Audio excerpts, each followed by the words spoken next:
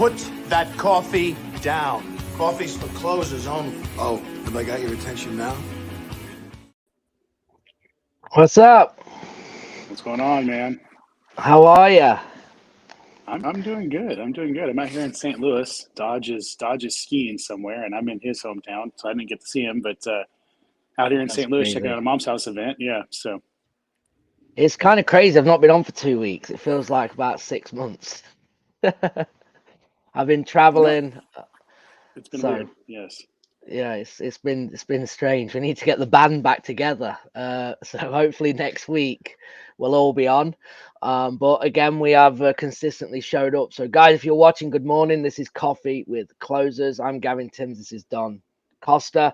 David Dodge is skiing this week, so he's not joining us. This episode is going to be probably about 25-30 minutes. We're just going to have a kind of a catch up, see what's been going on in Don's life and what I've got going on, and we'll kind of go from there. And if you have any questions, guys, feel free to put them in the comments as well. We'll try and answer anything that we can. So, Don, you're telling me that you're in. When did you get to St. Louis? I'm in St. Louis on Sunday. I'm out here checking out Phil Vincent's mom's house event. They do a 3-day training on everything lead gen when it comes to senior living and basically moving mom out of her home and into senior living. And it's a really, really incredibly educational opportunity program. I guess hard to get my words out this morning, but yeah, it's been good, and just picking up a lot of things and hanging out and networking with a lot of cool people.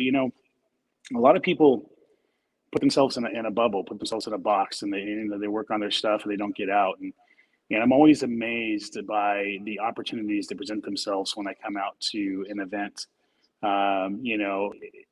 Whatever the event is, just the opportunities, the friendships, the network, just how much it grows. So I encourage anybody watching to try to make events that to give you an opportunity to pick up something, educate yourself, but also that give you an opportunity to just build relationships with people outside your circle. And that's what I've been doing for the last 4 days now. So That's awesome. Good, yeah.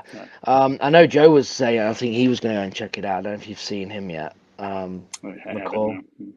Okay. I never see Joe. I never see Joe in St. Louis, man. Unless I paid to see him. Joe's famous. That's awesome. Yeah, he said he was going. I need to check in. He said he was going to be there like Monday, Tuesday, Wednesday or something, checking it out. So I'm surprised. Okay, so you're doing that. So when are you leaving? I fly home tomorrow, actually. So I fly home tomorrow, and I turn around and I fly to LA, and I'm speaking at an event in LA on Saturday for Realty 411. So excited about that. So it'd be a busy week, but again, get to meet a lot of people and get to be on stage on Saturday, kind of sharing my story and what we got going on. So that's gonna be fun. Of course, it always is. And Nice. yeah. And what about you? You've been traveling, so you've been up and down the California coast and all over the place, man. So and what's amazing here is you're still doing deals. You're still doing business, and that's super cool. Absolutely, yeah. I was in California for a week. I did the coast. I went to Florida for a week. We had a mastermind there called the Family Mastermind. Then I did I had a 1 day off, and then I did my 1 day event in Tampa, Florida, and then I went to Savannah, Georgia for St. Patrick's Day. I had a friend come in from England, and then I got back to Phoenix on Sunday. I'm here for about a week and a half, and then I'm going to be going back to Florida, and then I go to England for a couple of weeks. So yeah, it's just been crazy. But that's what this business allows us to do, right? And sometimes, I've got some stuff going on, and sometimes you just got to get away and just kind of reset, focus on yourself. And I think it's important. It's important to stay busy and do kind of what you want, if that makes sense. Agreed. Now, have you been RVing this entire time, or did you catch a couple of flights in there? No, I haven't. I'm in my RV right now, so I'm back in Phoenix. I bought a house in Phoenix. I'm on the drive of. We're doing a full rehab on it. The floor's in now. We're waiting to have the kitchen fitted. It just arrived a couple of days ago. We're spraying the outside, so probably another couple of weeks, 2 or 3 weeks, it should be done and ready to kind of get furniture going in there. But my RV stay, I've just been flying really into Florida, and then I drove up to Savannah, which is about 4 or 5 hour drive. Stayed there. Obviously, I have a house there, so I grabbed my car, so I had that, and then I flew back in here, so I have a car here as well. So, yeah, it's kind of been hectic as well. But yeah, it's good. So the RV's staying put, but it's ready for a trip at any point, you know. So yeah, it's kind of what's been happening. Awesome. Um, So let's talk about, we talked last week about, getting started in this business, like some of the things we would do, Dave and I would do if we had to do it all over again. I yeah, think, the virtual stuff you're doing might be a good topic this week, and just kind of like, you're traveling, you're in the RV, you're living, you have a home in 2 different states. So you're never in one spot for a long period of time. How are you doing deals? How are you making that happen? What kind of, I know texting was something you were trying to get nailed down marketing wise, but what are some of the other ways you're doing deals? And I don't even think we've even talked about what your team looks like. So yeah. So I have. It's a good question. The first thing is when you go virtual, in my opinion, as soon as you're not running appointments, you're virtual, right? It's that mhm. simple. And that could be you as I'm talking to a sole entrepreneur here, right? Maybe getting into the business, they don't have the funds, they don't have a team yet, whatever it is.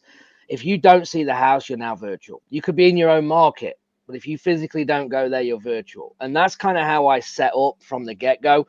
I understood that if I don't go to the house, I can do it from anywhere in the world. That was the first kind of mind shift that I made to say, okay, well, that makes sense, right? So when I started doing business in Phoenix, living in Phoenix, I never saw any of the houses still. And I was disciplined to doing that because, again, if I need to go to England, I wanted to travel, I need to operate. So I did everything from the phone and locking up deals and then building relationships and networking with other people. So again, Don, I don't believe I've ever done a deal, and I haven't, or I can't think of one. I've never done a deal on my own. Okay. Whether Okay. I've been acquisition, whether I've been the marketer, whether I've been dispo, I've never done a deal ever where I have marketed, picked the lead up myself, got the contract, went into escrow, found the buyer, closed it. Never done it. Never done it. So I, when you say never done on your own, you don't mean team, you mean partners, like JV partners, whatever the deal, right? Correct. Yeah. The way that I'm built, I have JV partners that I am regular partners with or just pulling in. Just like if I picked up a deal in California, right? I just call you and say, can you dispo? Let's partner on it. You know what I mean? Like that's kind of Mm-hmm. how I do business because then now I can hand out. There's 2 things that happen with me making that choice. Number one is you work California, you're going to have better buyers, better processes. We're going to do things faster, right, by using you, and you're probably going to make me more money than me going and spending all my time trying to find the buyer, the escrow company. I don't know the buyer. Is he going to close? All of these things that go into it. Or I make one phone call to you, say, hey, I got a deal, looks great. What do you think of the numbers? Yeah, we can move that. What do you think we can make? This, boom, let's partner. You take it from here, get it closed, and we both get paid. I mean, that's kind of how I do it. So and it makes sense to me because now I can focus on getting the next deal, right? And that's all I've ever done. Doing it. So I've not got the scarcity mindset about like I'm not giving 50% up, right? I don't look at it like that. I'm gaining 50% and a lot of time back. That's how I look at it. Well, and you're not spending the money maintaining a team and everything a team needs, and so you're probably gaining there as well. So For sure, for yeah. sure. Because if I had acquisition, disposition, marketing, I'm still when we cut all that down, I'm no better off probably than if I was partnering, right? So I have a couple of key partners, whether it's creative finance, whether it's deals, like in Alabama, I run all the marketing. So my team is literally like on the real estate. It's kind of me. I've got one lead VA. I got probably 5 VAs under him. And then I've got my kind of operations, like admin, financial person in Lauren. I have Gabe who does all my content stuff, and that's my team. And then I have a couple of business partners that I do deals with, that I lead gen for. And that's kind of how we do business. And then we also then have the creative finance, where we'll do creative finance pretty much all over the country, depending on the deal as well. So we've brought that in over the last probably 6 months. And I have a partner for that as well. So I'm very big on building the right team with the right people. And I've always had better success with partnerships than I have acquisition and disposition, because they more come and go, right? And my partnerships have lasted. I mean, I don't think I've lost a partnership that I've created, if that makes sense. Right. And that's what I'm good at, because if we make it a win-win for all of us, then it makes sense, right? And that's kind of how I then run the business. So I run now, after being in the acquisition role for years, locking up deals. That's kind of what I do. That's what I'm comfortable in doing in terms of the sales. I like talking to people. I have conversations that, even in my coaching business, I role play with myself if I have to. Like, I got no problem talking to myself, right? Basically. But then it got to, I was like, well, this is a grind, right? Wholesaling, we're in a transactional business. It's a grind. So I was like, well, how do I remove myself? And that's when then I started to get really good at the marketing, the systems, utilizing VAs, team members, where I could then allow them to make more money focusing on what they're good at, and allow me to run the systems and the marketing, and then we'll JV, and then we all get paid, and it's worked, really well for us. So that's kind of how I do it, and that's why I'm able to operate from anywhere as long as I have an internet connection and a phone. Like when I go to England, the only things I have to watch is the time zone.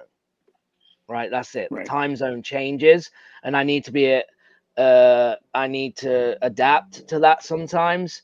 But other than that, I don't miss a beat. It doesn't matter where I am, right? And as long as I do my key things, and to be honest, Don, what's amazing, like when I haven't been to England nearly 3 years. That's why I'm going, because of the whole pandemic craziness. But normally I go twice a year. And what's amazing when you run a business is when you don't have that much time, you prioritize, okay, better. And your dollars per hour goes through the roof, because what you'll do is, like, if I'm traveling to England, I might work an hour a day or 2 hours a day, right? And I have a very small window to get all these things done. Well, all the noise and the craziness gets pushed to a side, and then I actually focus on what I actually need to get done, right? And what happens is I'm more efficient when I'm traveling, because I don't, as an entrepreneur, and I'm sure you're the same, if I'm sitting here all day and I've got nothing to do but work, I could sit there for 12 hours and work. But when I actually look back at the day, did I actually get Right. anything done? Or was it just a lot of like going around, oh, you could do this and do that? And I was all busy, but I was busy doing nothing, right? And that happens a lot, and it's super frustrating, because I was like, well, what if I could do 12 hours of like prioritizing, but it's just not possible. And your head gets filled with a load of nonsense, and you don't actually take that much action until you go, I have an hour today, because I've got whatever you've got going on, you make it work. Just something changes in your mind to say, well, I ain't got time to mess about and think. I got to get this done before I leave today. And by doing that, you really can save a lot of time, get a lot of time back. If Okay. that makes sense. It does. It makes a lot of sense.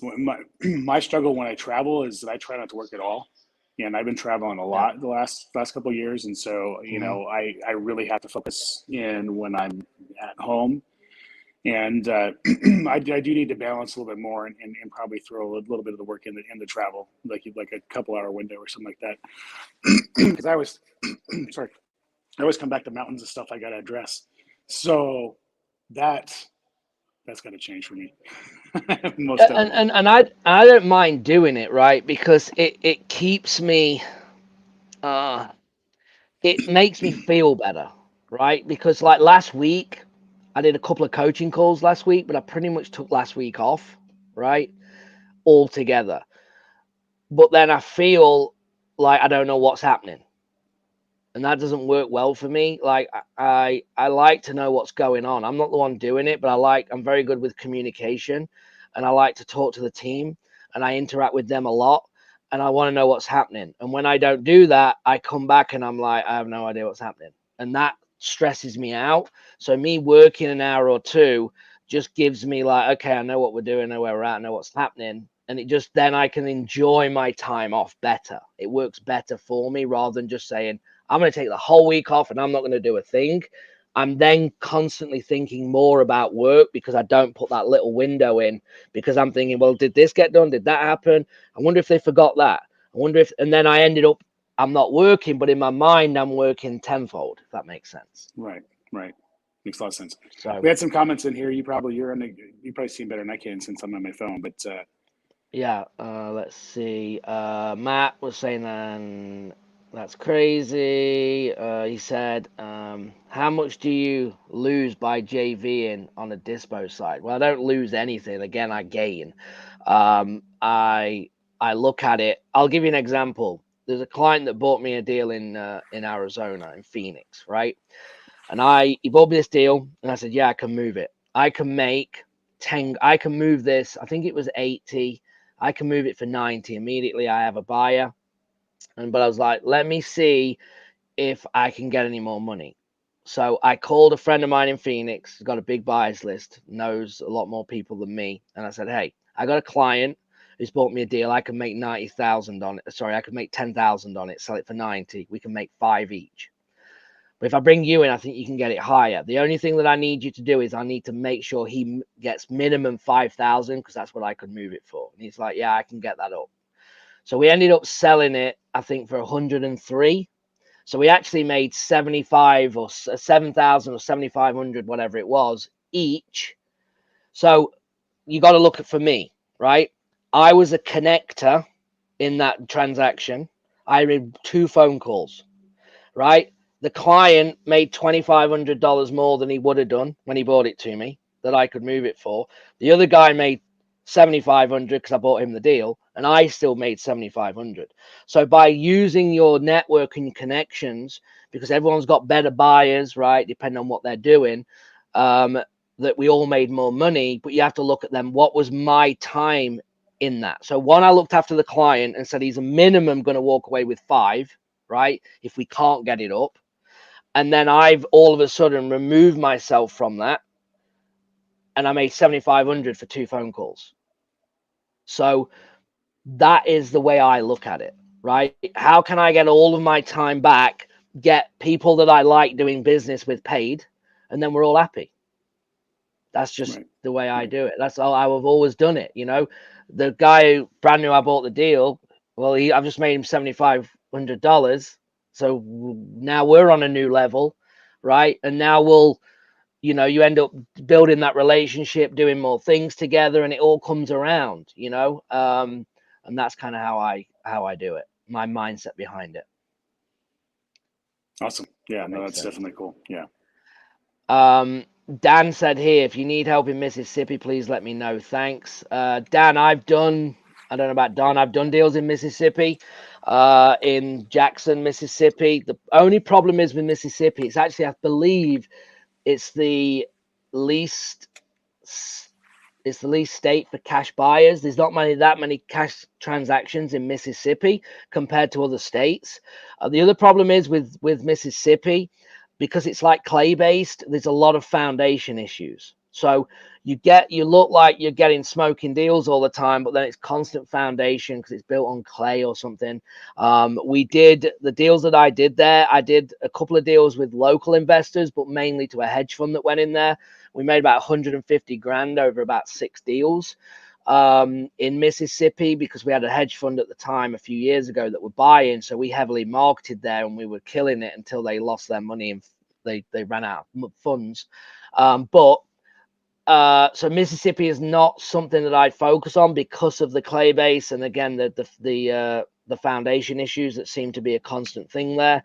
But yes, absolutely, I keep in mind if something comes up, or you can let me know if something comes up. I'm sure we have some buyers there. So just a tip on that. Texas has that issue as well, and I guess a lot of the states in that kind of region. for sure, for sure. So let's see if we have anything else. Sounds good if it works for you. You said that's great. So yeah, so that's all the questions, guys. If you have any more questions, let us know. And don't get me wrong, as well. Like, I don't want to sit here and say that everything's perfect, because it's far from. I know I've opened up several times. Like, we went into heavily flipping, so my model kind of broke down a little bit last year. I went heavily into flipping because I thought I spotted an opportunity, which I did, but at the same time, I calculated it wrong because I didn't have the right team in place, right? So I went heavily flipping in Alabama. We got into a bit of a mess with contractors, which then derailed my wholesale team. One of my business partners had to step in to manage the flips, which then stopped the wholesale. And then you can see now, when you're now up against it, right? We're leveraging. We had a plan that we would take one flip at a time. We wouldn't put in over 30,000, else we'd wholesale it. Next thing, we're in 5-6 flips at a time. We're doing $130,000 rehabs, and we made money. We didn't lose money in that process. We made money, and we only made money because we bought right. I have a rule: if I'm buying a flip, that if I can't wholesale it, I'm not buying it. It's a simple rule, but I think everyone should, especially if you're sourcing deals. If you can't wholesale the deal, you do not buy it yourself, and that's what saved us. Okay, because we bought right. So we made money, but it was a big learning curve for me to go, okay, on my blueprint. If you looked at my blueprint in terms of my business plan going into that, you'd be like, yeah, you got this. This is great. But then when things don't happen to your business plan, what backup do you have? And I didn't have the backup, right? And that's when you start scrambling. But it's a part of a learning curve, right? And you always learn from your failures. It doesn't matter what level you're at. It's the failures that you learn from, because guess what? I'd be more concerned if I hadn't failed. So if you're listening to this now and you're doing business in an up market, right, where everyone's overpaying and everyone's making money, you just have to keep your feet on the ground and just be prepared. And I'm not saying you're going to fail, but you're going to fail at some point, right? There's a decision that you're going to make. There's something you're going to buy too high. It's going to get you at some point, but don't freak out. Learn from it, right? And I'm sure Don's the same. I mean, Don's got way bigger life lessons than me. And when I network with people like Don, right, and I listen to, when he's got, I'm talking about 5-6 flips, 7 flips going at once, and he's got 60 flips going at once, right? So, and when you start over leveraging, but you have to listen. I never, when I go into a networking situation, okay, I go to learn and listen. I'm very coachable, okay, and people have said, like, if I go into a sport that I've never played, right? I'm going in with, well, tell me what I need to do and I'll try and do it, right? I'm not going to go in and try and do my way when I don't know what I'm doing. So it could be anything, like hold it like this or do this or throw it like that, whatever the sport may be. And they'll go, oh, actually, you're pretty good. And I'm like, well, only because you've showed me what to do and I'm now going to execute that, right? And it's the same thing when I network. So if Don says, well, this is what happened to me, I'm going to take that on board and go, well, how do I allow that not to happen to me? So I'm going to take his learning and I'm going to bring it in and go, well, yeah, I don't want to do that. And that's what, we talk about masterminds and networking. They're the things that you get from it. It's not about what's working today, because that's important, but it's also not what to do. What shouldn't you be doing is also just as important. I totally agreed. And I think that's a great place to put a pen in this conversation and close it up. We said we do this for about 30 minutes today. So we should have a guest next week. I just had somebody hit me up, about mobile homes and stuff. I had a few people hit me up in the last couple of days. So look for Dave to be back next week, everybody. Look for us to have another guest, probably next week in the weeks to come, and I think we're all going to be that first weekend. Are you going to be in Florida with us? Possibly. Yeah. Okay. I'm trying to figure it out. Yeah. All right. Okay. Well, we may all be there at the same time. I know Dave's going to be there. So we'll be at Amelia Island for an event, and it'll be a good time. So hopefully we'll see you there, Gavin. I know Dave will be there with me, so we'll probably have to broadcast from the beach. That'll be cool. Awesome. That won't suck. No, Yeah. no, not at all. Yeah, well, Don, enjoy the rest of the event. I appreciate you stepping out and joining us or being on today. Guys, remember, we are live every single week, 11. I'm on a different time zone. 9 Pacific, 12 Eastern, 11 Central, every single week live. If it's in the Facebook group, you're watching on one of our YouTube channels, do us a favor, give us a like, subscribe to where you're watching, share the post. We want to get as many eyes as we can on this. So, yeah, we appreciate you, Don. And again, enjoy the rest of the event, bud. And I will talk to you soon. All right.